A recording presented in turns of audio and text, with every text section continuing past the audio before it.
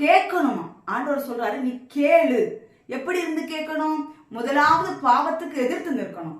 பாவத்துக்கு எதிர்த்து நின்று பாவத்தை எதிர்த்து நின்று போராடி விட்டு அப்புறம் வந்து கேட்க சொல்றாரு. சும்மா பாவத்தோட இருந்து நம்ம அந்த கேட்கிற ஜெபம் கேட்கப்படும் நீங்க நினைக்கிறீங்களா? நிச்சயம் கேட்கப்படாது. நீங்க எத்தனை வருஷம் வேணாலும் நீங்க ஜெபிங்களே, அந்த ஜெபம் கேட்கப்படாது, வீணுன்னு சொல்றாரு ஆண்டவர். பாவிகளுக்கு நான் செவி கொடுக்கறது இல்லை என்று சொல்லிட்டாருல. பாவம் செய்கிறவன் பாவி. அந்த பாவத்தோட நம்ம எவ்வளவுதான் ஆண்டவரை நோக்கி ஜெபம் பண்ணாலும் அந்த ஜெபம் கேட்கப்படாது. அதுதான் அழகா வேதவசனம் சொல்கிறது, நீங்கள் பாவத்துக்கு விரோதமா ரத்தம் சிந்தப்படத்தக்கதா நீங்கள் இன்னும் போராடவில்லைன்னு சொல்றாரு. போராடுங்க. பாவத்துக்கு விரோதமா முதல்ல போராடிக்கிட்டு அப்புறம் கேளுங்கள். அப்பொழுது உங்களுக்கு கொடுக்கப்படும்.